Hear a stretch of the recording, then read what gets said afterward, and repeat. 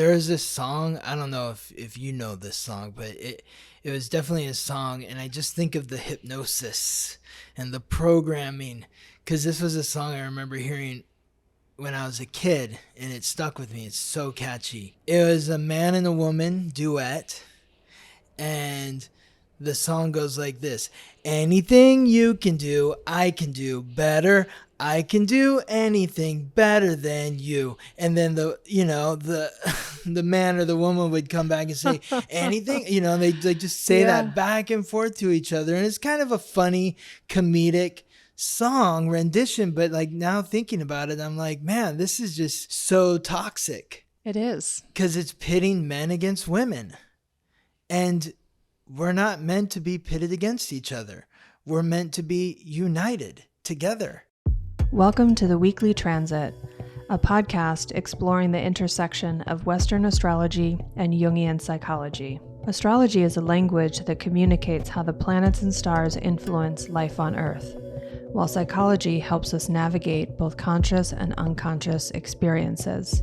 Together, these tools offer the potential for self-understanding, growth, and transformation. Join astrologer Scott Tajarian and me, psychotherapist Gabriella Scott, as we dive into the cosmic forecast each week.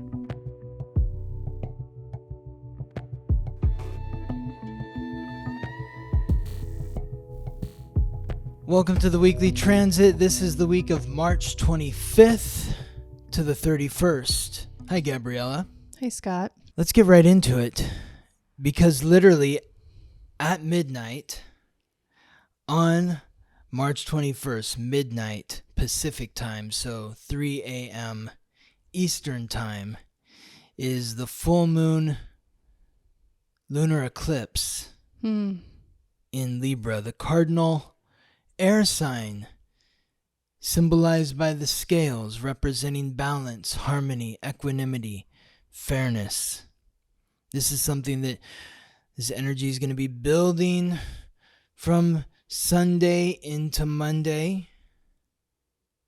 So Sunday night, Monday in the morning, through the night. Big release. Can you explain what the lunar eclipse means for those who might not know? Lunar eclipse it's this phenomenon that happens where the Earth moves in between the moon and the sun. When we see a full moon, it's full because it is fully reflecting the light of the sun. So the sun is directly opposite the moon. The Earth gets in the way of that opposition and blacks out the moon.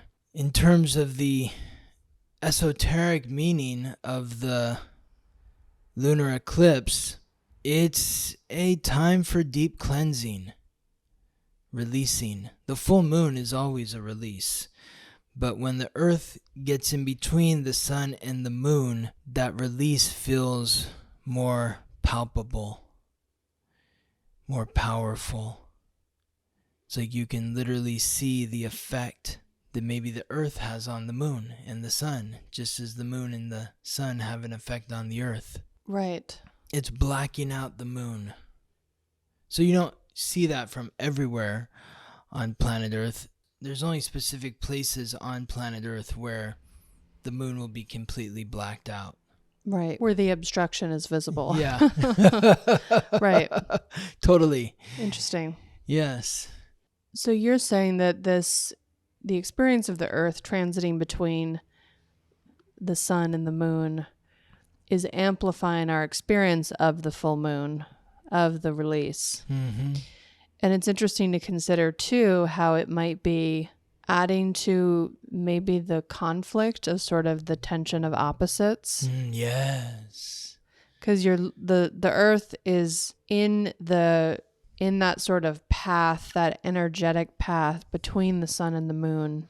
And we've talked several times on this podcast about the tension of the opposites and how our default mode is often black and white thinking and sort of seeing the world through a binary. One of those binary perspectives is that we have the sun and the moon. We have daytime, we have nighttime, we have the conscious, we have the unconscious. So I'm wondering what else this might be providing symbolically for us. I wonder if part of what maybe we're letting go of is the tension of the binary itself. By getting in its path so that we can really feel the tension, there's an opportunity to release some of that. So what you're saying is, would this be like kind of you're stepping in the middle of two people fighting? It's like getting in the middle of a fight. Maybe you get hit where one person is trying to hit another person, but you try to break it up and you end up getting hit too. You feel that tension between the two energies even more intensely. Yes, I'm not sure that I think of it necessarily as a fight per se, but two opposing energies. Like maybe an analogy that's coming to mind would be like the color wheel, how you have opposite colors. On the color wheel, colors that are opposite one another are energetically opposite. Mm-hmm. So when you put something in the middle, what you get in the middle is actually where the colors overlap and create something new. There's sort of a third color that's created. So what you're saying is like when yellow and blue make green. Yeah, that's a good example. I like using the colors because there's no sort of value judgment about which color is better. And I also don't necessarily see the sun and moon as in conflict with one another. So I would say this is giving us access to that third thing. Like whatever is created in the overlap of the two energies is a third energy. And this is a concept too in Jungian psychology. They say that in order to transform, that you have to hold the tension of the opposites. And when you do that, a third way emerges. You can also think of this too if you did have two people who were having an argument, like you were saying. You know, there's this expression like there's one person's version of the truth, the second person's version of the truth, and then there's the truth itself, which is the third thing. Yes. That the truth is typically a representation of sort of where those energies overlap. So I think this is giving us an opportunity to, in some ways, amplify the tension of the opposites, but also provide us with an experience of that third thing, that new way of being.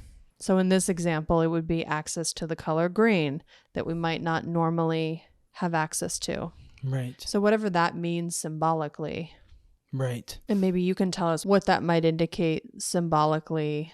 Astrologically. Yes. Right. Energetically with the planets, and what are these planets? Where are they? What does that mean? What is the third thing that's going to be created here? Yeah, based on where the sun is, where the moon is. And then how would you interpret that astrologically? Yes. Well, I think of it in terms of what are these opposites? The opposites are the sun is in Aries. Aries is cardinal fire. It's ruled by Mars, the god of war. The sun is exalted in Aries. It's in a position of power, a position of strength. The moon transiting through Libra. Libra is also cardinal, like Aries. That's why they're opposite each other, because whatever the modality is, it's opposite the same modality. But the opposite is not just the 180 degrees apart from each other, it's also the air energy different from fire energy. And that's Libra is cardinal air. Libra is ruled by Venus, the goddess of love.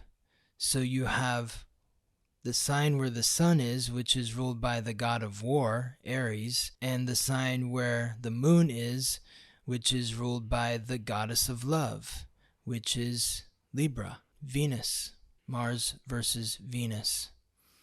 So this is, when you think about the full moon in Libra, first and foremost, without the eclipse, Libra, the Libra full moon is about releasing any tendencies or habitual patterns, frequencies that are rooted in your childhood or your ancestry that are no longer serving you. Think about your relationships and how you behave in your relationships, how you are as a partner, the people that you partner with. The moon represents the past. So we're looking at the past of our relationships, how we've conducted ourselves in relationships since our very first relationship, which was with the ones who raised us. And then even beyond that, who raised them? Because whoever raised them taught them how to be, which then they taught you how to be. So as you grow into adulthood and you have a lot of different relationships, friends, lovers, business partners, and you start to notice patterns which are attributed to the habits that were formed in your upbringing. But now you look and you say, is that me? That's where the Aries energy comes in. Who am I in my relationships? Am I confident in who I am in my relationships? Can I be authentic in my relationships? If you're not authentic in your relationships, if you're not confident in your relationships, then what would you like to change? What would you like to let go of? What would you like to release? So then you bring the eclipse energy in, and thinking about that third piece that you mentioned. What would that third piece be in the dynamic of relationships versus self and who I am as an individual and who I am as a partner? Well, I think in this example that you're giving, the true, like based on the astrological signs and the placements, I think that middle ground would be letting yourself have some influence of the past, to your point, that is within us. The ancestral piece all the way up to literally how we were raised by our parents. So that letting that color us in some way, but not 100%. So not letting it be a crutch. Right. It's already colored in that way. Right. But how do you change the color, erase the color, say like or you're saying that What if that's the yellow, for example, and then the blue? So if that Libra moon energy is yellow, for example, and the Aries energy is blue, and we know that we're meant to orient towards the green, which is both, which is its own way forward, then I think this would be about the integration of the past with the present, like not letting the past completely dictate the way forward and also not letting the present completely dictate the way forward, because we are a combination of the past and the present. Yes. In terms of moving forward into the future. So it sounds to me like this is about the integration of those two parts. The integration of the past and the present. The integration of the past and the present as the way forward. And by acknowledging both of them, we're acknowledging more of like the totality of our experiences. Instead of, a more sort of linear perspective would be that the past completely dictates the present, which then completely dictates the future. That would be a linear, kind of a three-dimensional perspective, right? Okay. But I think what we're saying is that the past and the present, when you merge them together, actually can provide the way forward for the future. So directionally, if you think about the tension of the opposites, like think about them on the color wheel, and then it's the way forward is in the center. Yes. Versus them all being on a line heading in the same direction. So like thinking about them as points on a circle instead of on a straight line is maybe a good visual. And they're all moving towards the center. It's not dragging the past forward, and it's not the past dragging you back. It's the recognition of, and this is I don't think this is something we fully understand, but we have a tendency to think that time is linear, that it is only moving in one direction on a straight line. But I think what we're moving towards is an awareness that there's more to it than that. So that's why maybe the past is present. The past does have something to do with here. It's not just in the past, it's also affecting your present moment. And you can even affect the past in the way that you look at the past. yes. You can look at the past from a different perspective than you had before. Yes. So you can change the past. You can change your perspective of the past. Yes. Yes, the past is not this concrete, like immovable piece of information. Because we know in the brain how we store memories. We have access to change neural pathways in the brain. So we can change our association with memories from the past and create a new way of seeing them, a new way of moving forward. So you look at the past from a different perspective and it changes the way, it changes the present. It does. And I think by thinking of it in a circle, like you're moving towards, a circle is an image of wholeness, which is ultimately the goal of Jungian psychology, of this process of integrating the conscious with the unconscious, is that you end up with one sort of shared understanding of yourself, and that is wholeness. So I think that's why the image of the circle is coming up strongly for me to share, because it's truly the integration of all of these different parts. And in this particular transit, we're relating to this tension of the opposites, specifically with Libra and with Aries. But every time we have a full moon, we're experiencing this tension that you're describing through opposite signs. Yes. So it happens to be amplified this time because of the eclipse.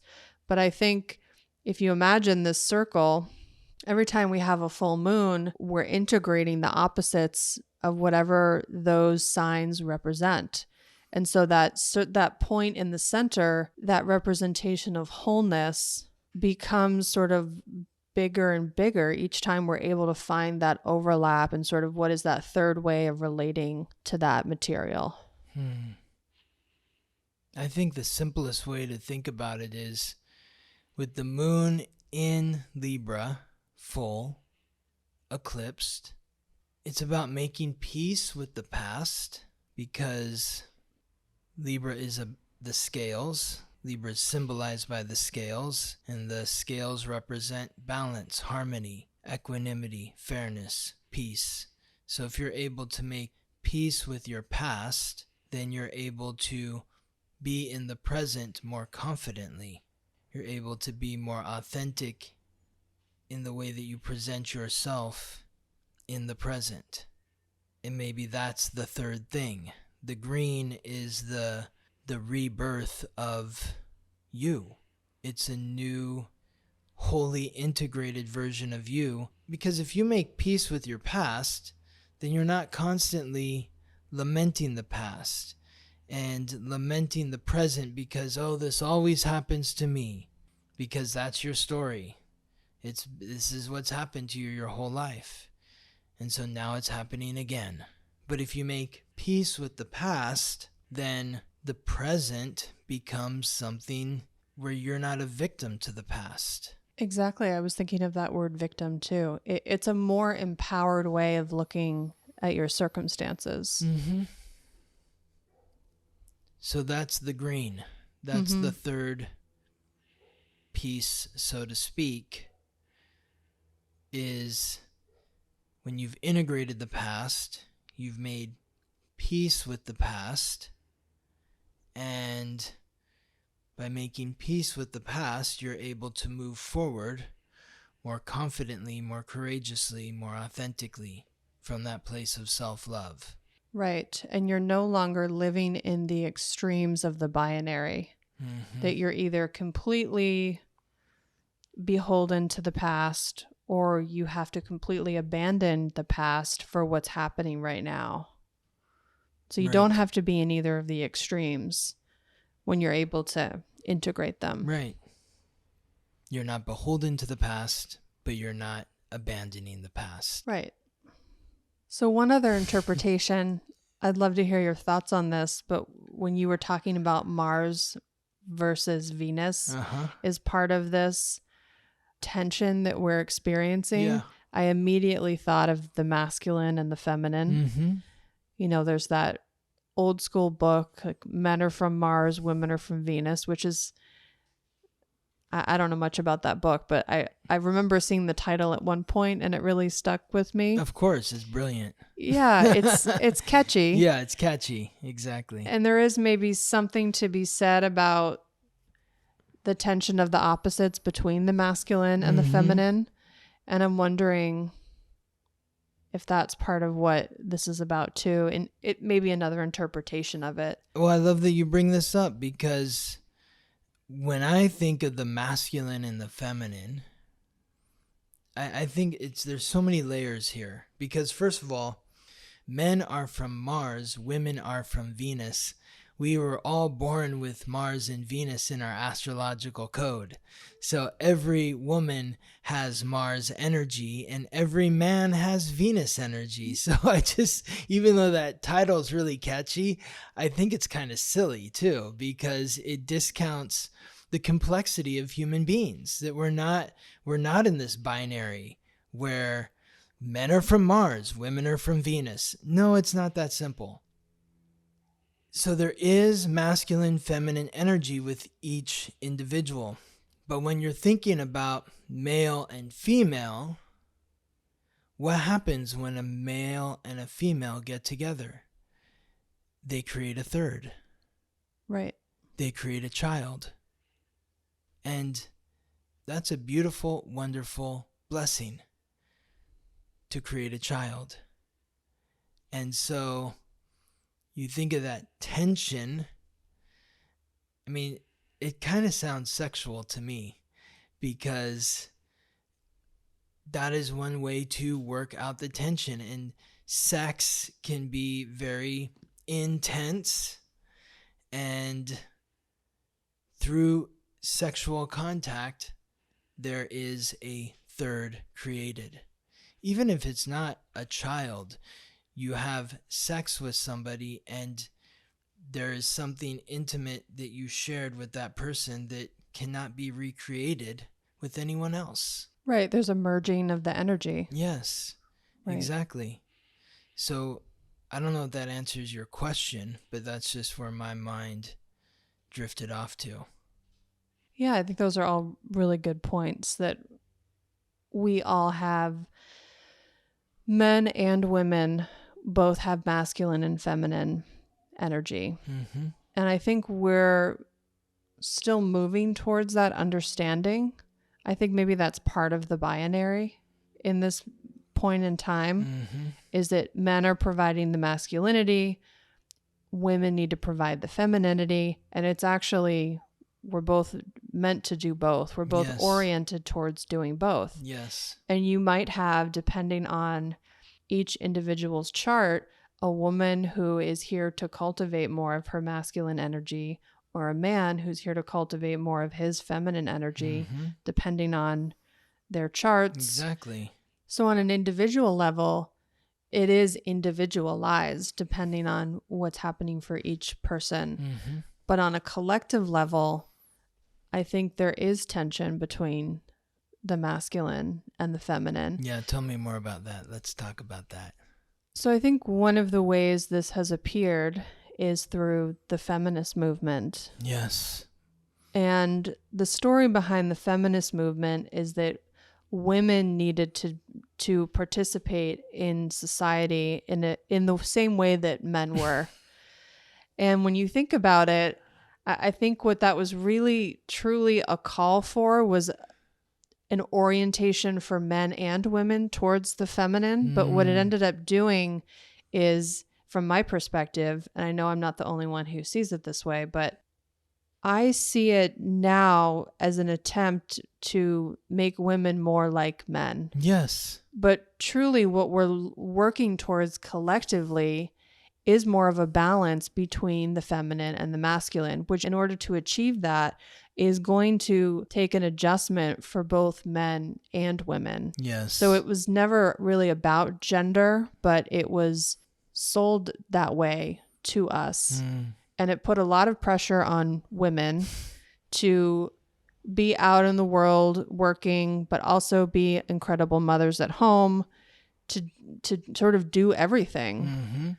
And at the same time, I think it was difficult for men as well, because there was a sense of the feminist movement was almost in some way trying to make men obsolete. Yes. Like, we don't need you. We can do it all. Very emasculating. Very emasculating, which of course that isn't true. Right. We need men. We need everyone to be working on whatever they're here to work on so that we can move forward. But I think some of the binary we've been stuck in are these gender roles that, when it's not really about one gender doing one thing and the other doing another.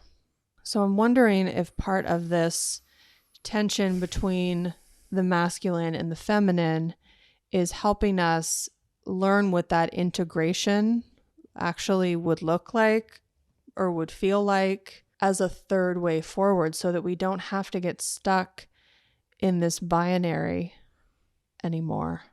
Hopefully that's what it leads to. I mean, I think that in a sense, the feminist movement was sold as like balancing the scales. What they actually did was tip the scales even further to the masculine. Yes, absolutely. You know, it's now we have a society where in order for people to survive, both men and women have to work. So there is no time for children. There's no time to raise children. And then, you know, you give away your children basically to the state to raise your children through schools and activities. And, you know, you see your kids on the weekends maybe, or at night. That is what has created society into this masculine form. Because the feminine is to be there for the child, whether it's the man or the woman, to be the nurturer. Well, the feminine energy is the yin energy. So to be in the position of receiving. Yes. Which the home is a yin expression versus... The home isn't going out there. Right. You're coming into the home. The home is receiving you. Right. So I just want to be clear that we're not criticizing anyone for any life choices that they've made. Oh, no. You made the point that we've really been forced into this situation just because of inflation, because of how expensive it is to be alive right now, that every adult in almost every household is out in the world, is out experiencing this yang sort of an energy, this masculine go out and provide energy, and it doesn't leave as much room for the feminine. Exactly. I heard Dr. Phil say that 80%, and he was saying this in the context of he ended his show, which was on during the daytime, and he's creating his own network. He's going to rebrand his show, and his show is going to be on at night. And the reason why he wants to be on at night is because 80% of parents are working. So they're not at home watching his show, which is on during the day. Right. So interesting. That 80% of people that are adults are out there working, which is very masculine energy. It's not feminine. But to your point, something shifted. And when the feminist movement was first encouraging women to go out and work, I think it was under sort of the guise of empowerment and equality. But at some point it changed and it just became a necessity. Yep. But then there were still the same expectations on women to also be providing that yin, nurturing energy. And of course, the fathers are certainly part of that as well. So it really put a lot of stress and tension on both men and women, their ability to access that feminine part. Because in order to be receptive and to nurture, you have to have enough to give. Cancer rules the home. It also rules the stomach. Mm-hmm. It's like you have to be full. You have to have enough nourishment to share that with others, And Cancer with the is children. ruled by the moon. And we're talking about the moon. And we're talking and about this is when you look at the symbols of the moon and the sun is a circle with the smaller circle in the center. That is masculine, where the moon is the crescent, receiving. Right. I think most people would say that they feel depleted and don't have enough to give. Exactly. It is a disservice to the children. Mm-hmm. And I just want to be really clear that I'm doing my best to look at this objectively. I'm not trying to pass judgment on anyone. I'm hoping that my intention is coming across clearly. But I think we're in a place now where we're confused about what is needed as we move forward. And like one example that's coming up for me is about maybe 5 years ago, there were these, at least in the Los Angeles area, these popular t-shirts that said the future is female. And I remember seeing them and feeling like, as a woman, I should like this t-shirt. I should want to wear this t-shirt. And I didn't. And I felt really like kind of bristly about it. And I couldn't quite. How come? Well, I'm not sure I could have articulated it at the time, but I want a t-shirt that says the future is the balance of the masculine and the feminine. I think that we're so oriented towards, like we've been talking about in this episode, the opposite extremes, that we think there's been, it's very vengeful too. It's like we think, oh, there's too much masculine energy. Now we need all the women to be in charge. But we really have to be careful not to swing the pendulum all the way to the other side. Right. Either. And that's what's happened. And that starts to feel competitive. It starts to feel vengeful to me, which to me are more masculine qualities. So it's kind of ironic. I feel like this image of the circle with this sense of wholeness in the center is really an image for us to keep in mind as we move forward, that it's time to integrate the masculine and the feminine and to stop being at odds with one another. Totally. There is this song, I don't know if you know this song, but it was definitely a song, and I just think of the hypnosis and the programming, because this was a song I remember hearing when I was a kid, and it stuck with me. It's so catchy. It was a man and a woman duet, and the song goes like this: anything you can do, I can do better. I can do anything better than you. And then the man or the woman would come back and say anything, they just say that back and forth to each other. And it's kind of a funny comedic song rendition. But like now thinking about it, I'm like, man, this is just so toxic. It is. Because it's pitting men against women. And we're not meant to be pitted against each other. We're meant to be united together. Absolutely. And there are feminine qualities that need to be celebrated in both genders. And there's masculine qualities that need to be celebrated in both genders. It's not a gender thing. It's an energetic thing. Men can be nurturing, loving, kind, caring, sensitive. Women can be courageous and authentic and tough and outspoken. But there has to be the space for both genders, all genders, to be both of those energies. Absolutely. Yeah, so it doesn't mean that we're not saying that men need to work and women need to stay home by any means. No, not at all.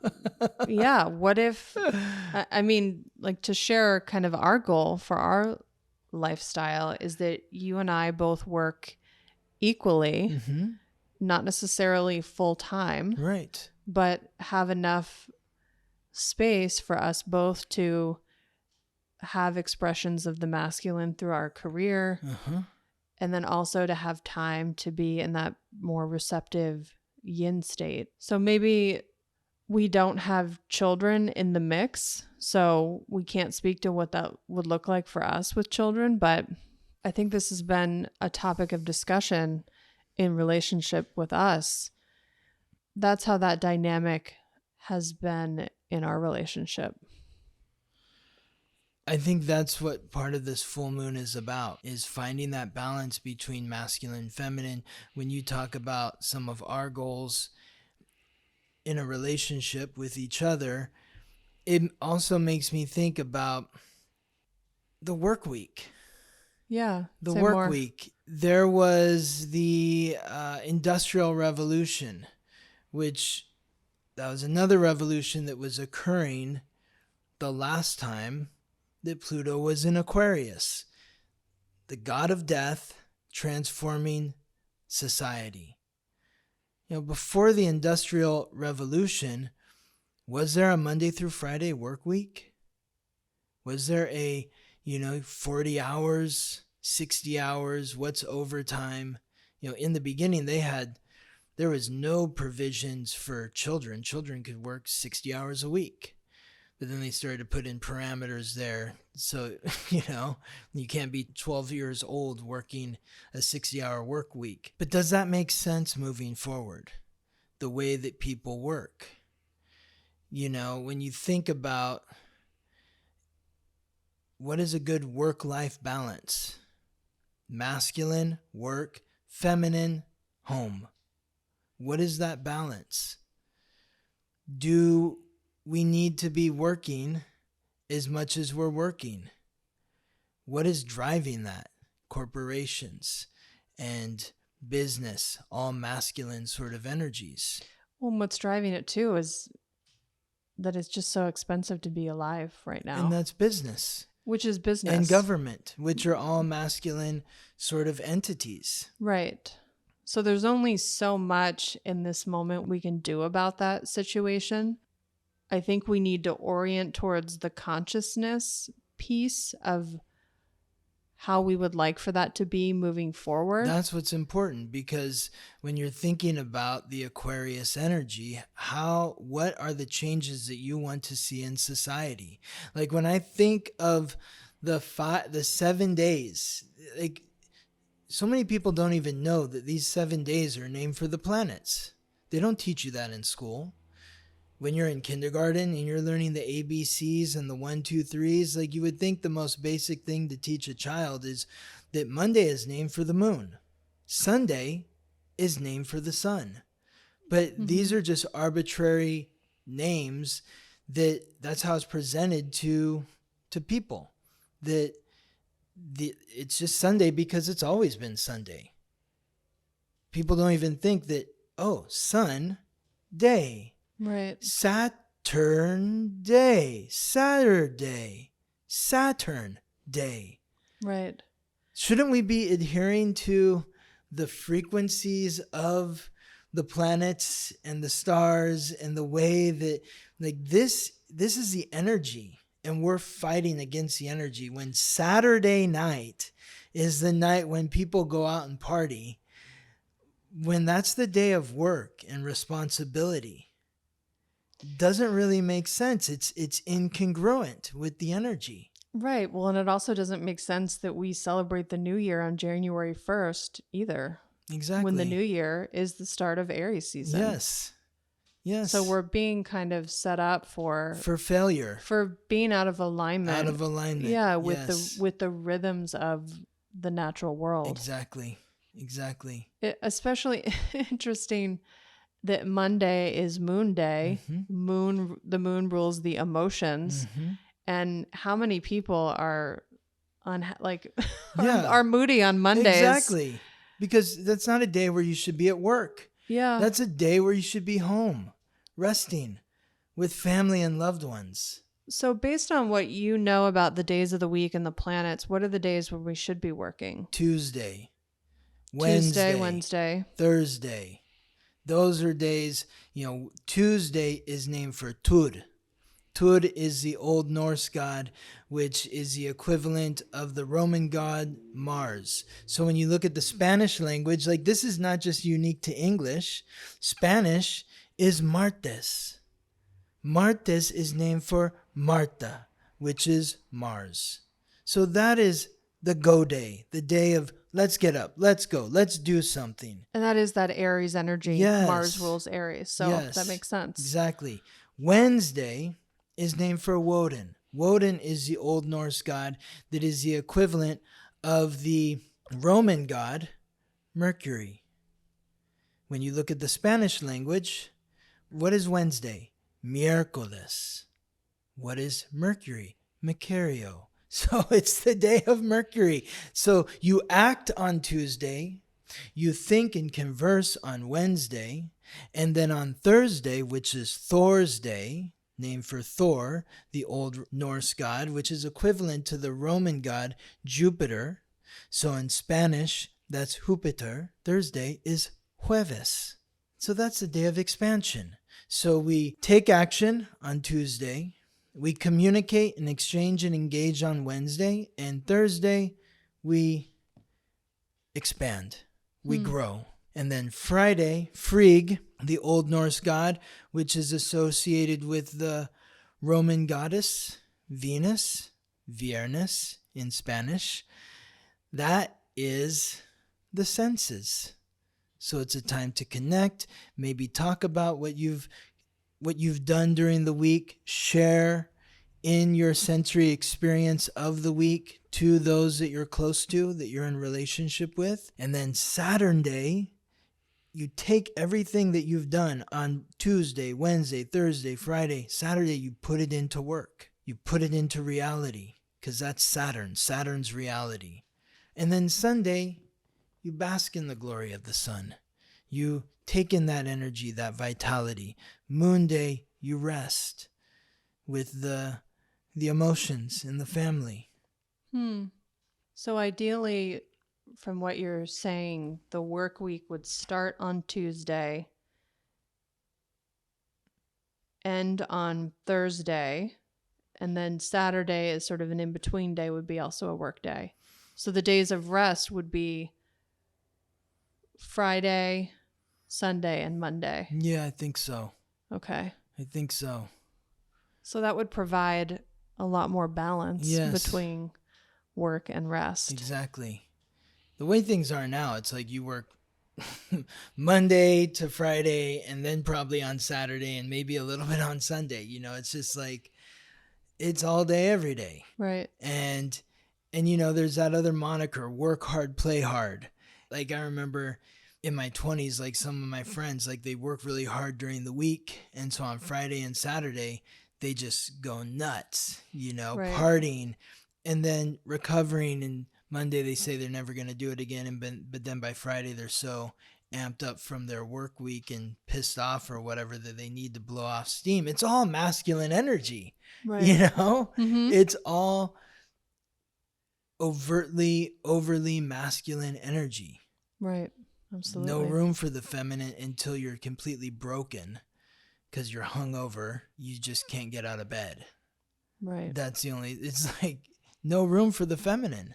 Well, that in that example, the only way to experience that feminine rest is to completely overdo it. Yes. To even overdo the experience of not working. Yes. Was the only way to access Exactly. that feminine nature. That's it. Even overdo the experience of not working is, you know? Yeah, I have to have so much fun that I literally can't get out of bed. Yeah, exactly. So that I can finally rest, which Yes. of course is not really rest. And then when you look around the world too, and you just see all the wars that occur, that again is like overtly masculine energy. Even when you see the feminist movement, there is an aggressiveness. That's mine too. That's not feminine. It's not at all. Yeah. And so hopefully this lunar eclipse is going to help integrate that tension so that we find balance between the masculine feminine energies within all of us. Absolutely. Yeah, I am really holding that vision when I think about what what I see that we're missing the most Mm-hmm. on this planet is exactly the balance between those two dynamics. Yes, exactly. That's it. Yeah. And that's what's happening here.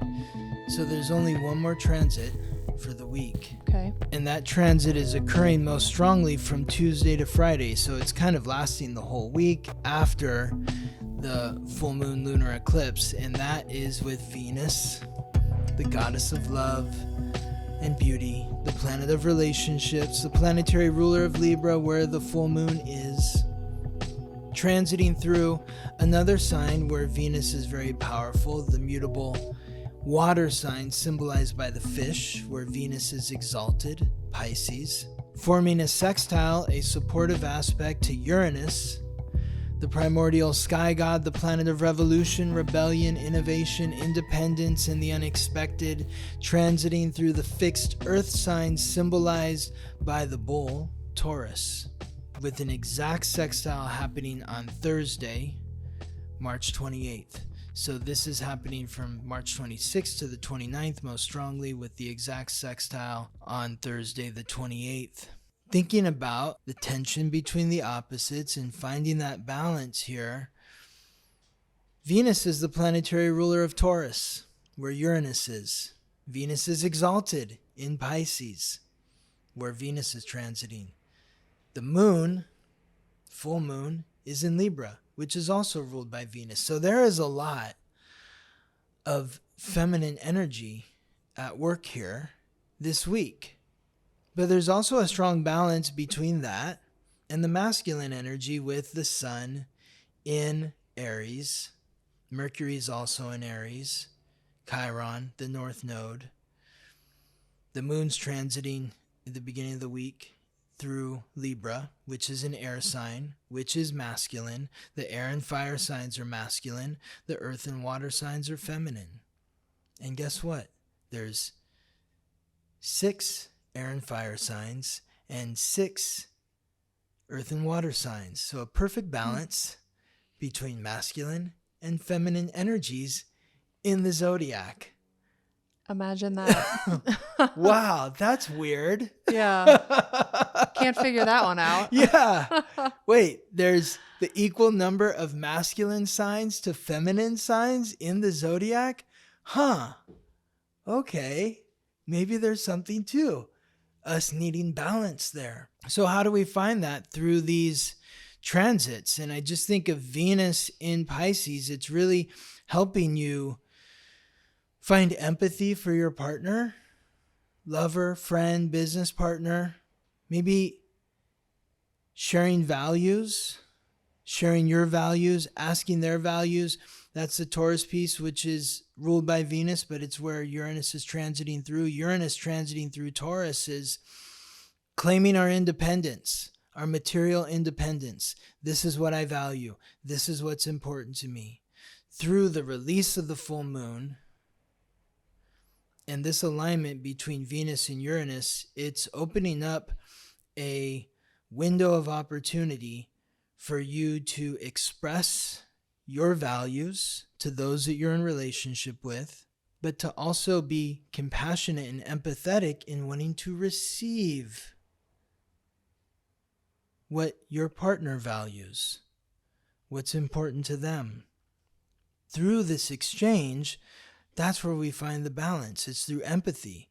What are your most masculine qualities? What are your most feminine qualities? Which masculine qualities would you like to develop more? Which feminine qualities would you like to develop more? Where do you need to find balance between masculine and feminine energies within your life? That's what we're looking for here. So maybe having that conversation with your partners. I love that invitation.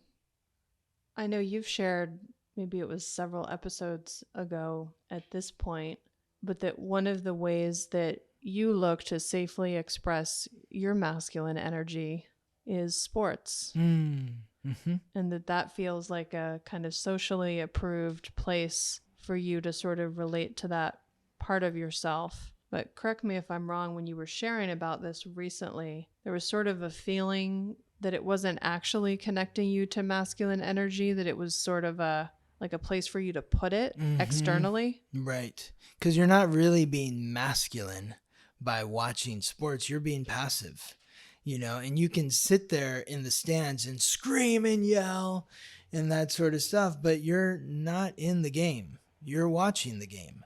So you're actually in this sort of feminine position watching a masculine event. And I feel like that's why, like, at football games, a lot of these football games, there's fights, people fighting, getting drunk in the stands and then mouthing off to each other and then fighting. It's like they can't be in the game, so they end up fighting each other in the stands. I don't know, it's kind of it can be a brewing point for toxic masculinity, because it's like this pent up energy. Yeah, it's just interesting to notice. I appreciate how you pointed that out, how something about it feels displaced, even though the desire is to connect with masculine energy. Yes. Yeah. Yes, but the irony is that it's actually feminine, because you're in a fantasy. It's the Pisces energy. Like, sports are on the field, sports are Aries, but in the stands or on TV, sports are Pisces. It's a fantasy. You don't really know what's going on there. You think you see what's happening, but you're not there. You're not in it.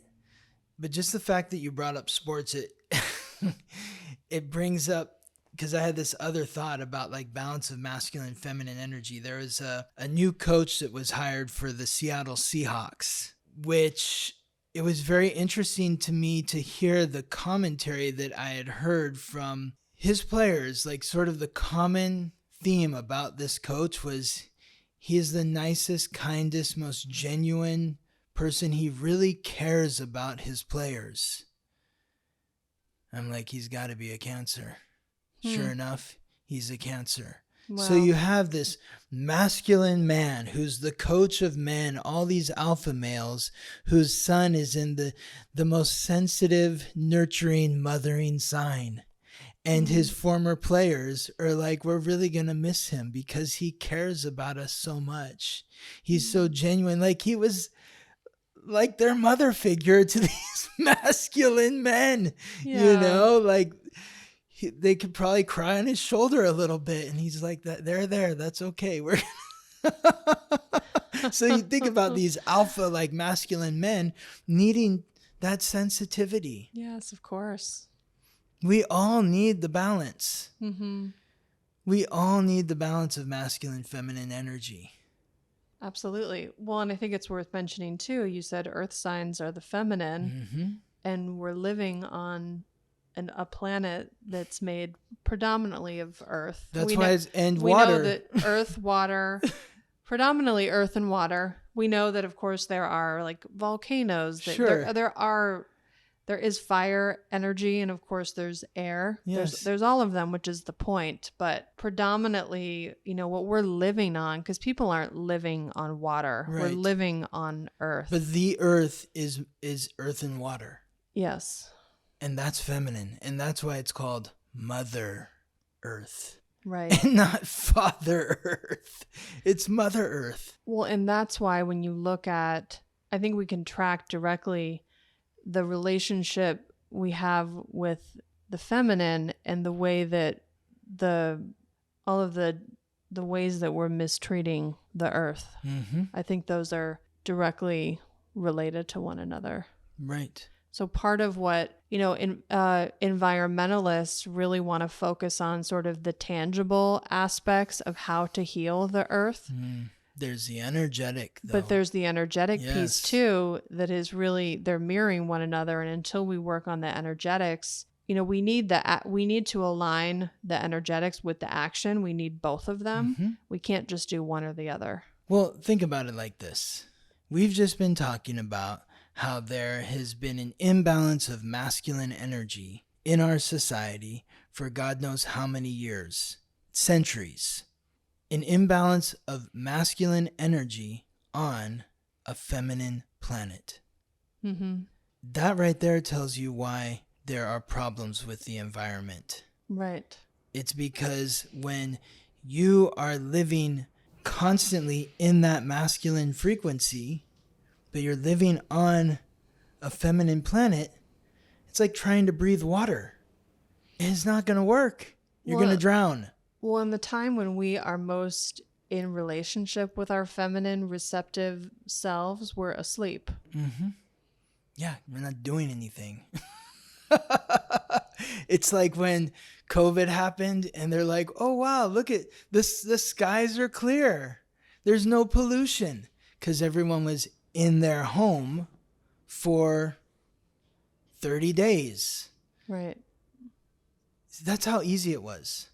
30 days of nobody moving around, and all of a sudden, pollution went away. So why don't we create more of a balance of that in our weekly life, where we're not moving around so much, where we're spending more time at home and not working, not doing, resting, connecting, loving, nurturing. That in and of itself could be all the action that is required to make peace with the planet. In order for that to happen, we would really have to change our relationship with money. So that's a conversation for another episode. But I just want to acknowledge that piece as a factor. Yeah. Yeah. Well, I mean, the planet of revolution is transiting through the sign that rules money. If we could find a way to make healing the earth profitable, like if we could change our association with what wealth actually means, that expression, health is wealth. Right now we have a very limited perspective of what wealth means. And to most of us, that just means what's in your bank account. But we know there are other kinds of wealth. And so we have to work towards prioritizing, first of all, recognizing other ways to experience wealth, and then learn to prioritize them differently. Mm-hmm. So I think that is very Uranus and Taurus. That's Uranus and Taurus right there. Hopefully by 2026, 27, when Taurus moves out into Gemini, we've had the revolution that we needed to have, and our relationship with money and the material has been, we've had the rebellion that we've needed to have with money and the material, and our relationship to that has been revolutionized. Mm-hmm. Absolutely. Yeah, I look forward to seeing how that evolves. Yes. Because, of course, health, too, means mental health, which is my entire industry. Mm-hmm. And therapists, we have to pay our rent just like everyone else. Absolutely. And so we end up having to charge sometimes more than we want to charge. Right. And it's a strain on our clients. It's a strain. If you're experiencing real mental health challenges, then it's probably difficult for you to hold down a job, for you to even be able to afford therapy. Exactly. So it's really this vicious cycle. Yep. It's been really difficult for me to see from my perspective. Like I have a desire, to work with people and support my clients on the way forward, but I also have to charge a certain amount so that I can take care of myself enough to be able to afford to even work. Mm-hmm. Well, when you think about, again, we live in this masculine society where who controls the society? The government, the corporations. These are masculine entities that are driving or allowing prices to be driven up, Right. and forcing the people into these uncomfortable situations. And so hopefully with this Pluto in Aquarius over the next 20 years, aside from September to mid-November this year, it's going to bring about the necessary revolutions or rebellions that are going to help rebalance the scales. And hopefully corporations and governments no longer have the power that they do, and that it's really the people. Individuals. Yes. Individuals that have power. Yes. Separately from one another, with respect to each other and everyone. Well, there have been some companies that have made their employees the actual shareholders of the company. Totally. This just happened with, was it, the company Bob's Red Mill? Mm-hmm. I believe Bob, the owner, just died. Hmm. But I think before he did that, he changed, or the structure of the company was such that the employees were all the owners of the company. And he made sure before he died that it would be able to continue on that way. Yeah. But that was also... Well, it's like the guy who owns Patagonia. Also, he's written in his will that when he dies, Patagonia, I think he's already transferred it over into like a charitable trust that is going, all the money that they make is going to go to the environment because that's what he cares about. Right. So, it's an outdoor company. So he's all about preserving the environment and protecting the environment. Right. So, yeah, there's nice stories like that. But ultimately, I think it's going to have to be where corporations just, they don't have a right to choose. They're not a person. Right. They don't have a choice. They don't get to decide who's in positions of power in government. That shouldn't be how it is. It should just be normal people. Right. So, we'll see. We'll see. Yeah. There's more to say about that. Oh, let's we stop could there go for on now. and on. Yes. Yes. Should we answer some questions? Let's do a couple questions. Okay, cool. Yeah. Awesome. Our first question comes from Mira J. Hi, Mira J. My sun is at 0 degrees in Aquarius, and I have 29 degrees Jupiter, Mercury, Venus, and Neptune in Capricorn.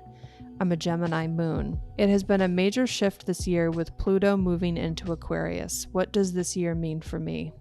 Thank you, Mira J, for the question. Thank you for listening. So, yeah, that's a lot. You have Aquarius, the sun in Aquarius at 0 degrees, Jupiter at 29 degrees, and then Mercury, Venus, and Neptune are also in Capricorn. It's been a major shift this year with Pluto. Okay, so it's going to continue to be a major shift. What more can I say is, you have to be open to the transformation that is occurring. The way that you're going to feel inside, maybe even the way that you look, is going to transform between now and, let's say, 2025, 2026 even. Pluto's going to conjunct your Jupiter again between September 4th and November 18th is when Pluto's transiting through Capricorn. So that's going to transform your future outlook, your life's philosophy, the way that you view the world, and authority potentially as well. But this is also with Pluto conjunct your sun. You're going through this very powerful transformation of how you identify. So be open to the shift. I think the more that you can be open and accepting of the transformations that are occurring in your life, the more that you will, the smoother the transformation will be. So it sounds like you're suggesting surrender in the midst. Yes, surrender. And if you didn't tell me when you were born, but I think that if I know when you were born, if the time that I'm thinking is correct, then you were born with the North Node in Libra, which means you really want to lean into that frequency. So that means the South Node is in Aries. Is Aries an energy that likes to surrender? Not particularly. Yeah, exactly. So it may be sort of contradictory to your nature to want to just sort of give in and not force your way to wherever it is you want to be. It might be important for you to ask for help, yes, to accept help when it's offered to you.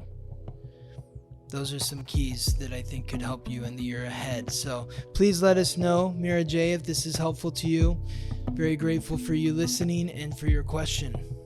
Best of luck in your transformation ahead. Absolutely, yes. Our next question comes from Annie. My 6th house is in both signs of Capricorn and Aquarius. How does Pluto in Aquarius change how my 6th house themes are being transformed as opposed to the Capricorn approach I've had the last 15 years? Thank you for your question, Annie. Thank you for listening. I think the difference is moving forward with Pluto continuing to transit through your 6th house, but now moving into Aquarius. It's about integrating the group to your daily routine. The first 15 years, or the last 15 years, the first 15 years that Pluto was transiting through your 6th house in Capricorn, it was about transforming your personal authority, your goals, your ambitions. What are you wanting to achieve, and how are you integrating those goals and ambitions into your daily life through even your health and diet? But now that Pluto transits into Aquarius, it's about integrating the group. Who is with you on your journey, and what is your responsibility within the group? What are you contributing to the group, and what is the group contributing to you? So really thinking about how you work or integrated within groups within your daily life. I would just finish up by saying be open to the transformation that is occurring within the group dynamics in your daily life. I wonder too if this is also about the health of the group. Great point. Yeah, for sure. The details, all of the inner workings of what make a group run smoothly. Yes.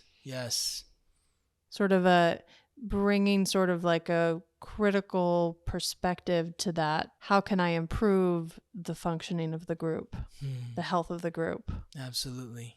Yes. Love that reflection. Yeah. Awesome. Thank you, Gabriella. Okay. Thank you, Scott. You're welcome. And thanks to all the listeners. Yes. Thank you so much. Appreciate you being here. Wishing you all the best in the week ahead, and we'll see you next week. Thank you for listening to the Weekly Transit. If you're curious to learn how these transits or any others may be affecting you, or if you are interested in learning more about your astrological code, contact me for a reading at theweeklytransit.com. If you're interested in delving into the world of psychotherapy with Gabriella, you can connect with her at innervisionpsychotherapy.com. Music written by Ben Leinbach from Listen Deep by Amber Herzog-Lyman. This episode was produced by me, Scott Tajarian, wishing you all the best as you ride the planetary waves.